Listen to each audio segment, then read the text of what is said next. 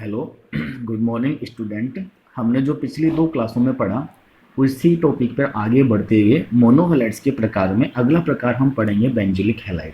Benzylic halide की परिभाषा भी बिल्कुल आपके एलिलिक हैलाइड के जैसे ही है। अंतर केवल इतना है कि वहाँ एलिफेटिक श्रृंखला थी और यहाँ पर हम एरोमेटिक श्रृंखला का यूज करते हैं। जैसे वे मोनोहैलाइड जिनमें हैलोजन परमाणु कार्बन श्रृंखला के sp3 संकृत कार्बन परमाणु से जुड़ा हो और यह sp3 संकृत कार्बन परमाणु बेंजीन वाले के कार्बन से जुड़ा हो तो इन्हें बेंजिलिक हैलाइड कहते हैं।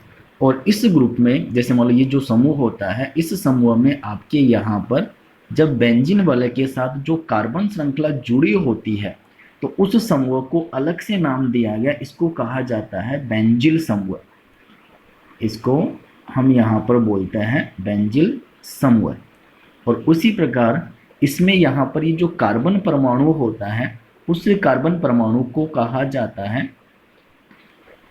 बेंजिलिक कार्बन परमाणु। ये मैंने आपको इसमें बताया। एक बार फिर दोबारा इसको रिपीट करता हूँ। परिभाषा बिल्कुल सेम एलिलिक हैलाइड के जैसे ही है, जैसे आपने वहाँ पहले पढ़ा था वही दोबारा इसमें बता रहा हूँ।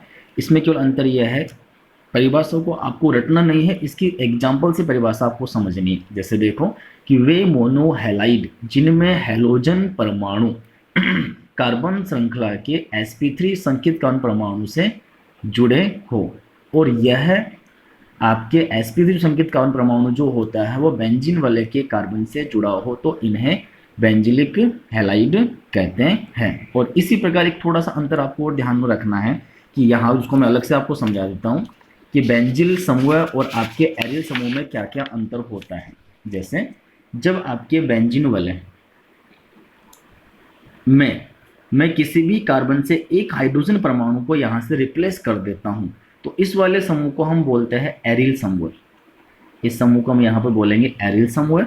और जब बेंजीन वाले के साथ पार्श्व श्रृंखला में अन्य कोई कार्बन परमाणु जुड़ा हो और उस कार्बन से जब हाइड्रोजन परमाणु को हटाया जाता है तो इस समूह को हम यहाँ पर कहते हैं बेंजिल समूह। इसका नाम यहाँ पर होता है सामान्य नाम बेंजिल समूह। तो ये बात मैंने आपको यहाँ समझाई, उसी को हम इसमें लेते हुए देखो मैंने पहले भी समझाया उसमें यह जो ग्रुप होता है उस ग्रुप को हम कहते हैं बेंजिल समूह और कार्बन कहलाएगा बेंजिलिक कार्बन। और मोनोहैलाइड्स का एक प्रकार बिल्कुल इसके जैसे ही है, उसको हम कहते हैं एरिल हैलाइड।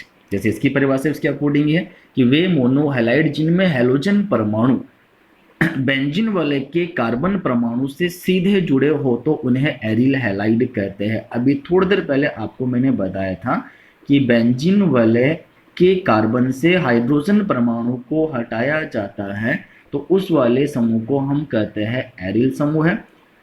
तो एरिल समूह के आधार पर एक मोनोहैलाइड्स और बताया गया है जिसको हम कहते हैं एरिल हैलाइड।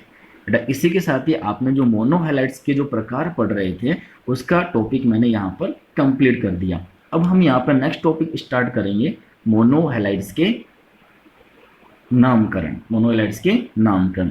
यदि इसमें और भी जो एग्जाम्पल है वो आपको मैं जब अपनी जो नॉर्मल क्लासेज होगी जब स्कूल में तो आज की मैं और ज़्यादा एग्जाम्पल आपको उसको बता दूंगा।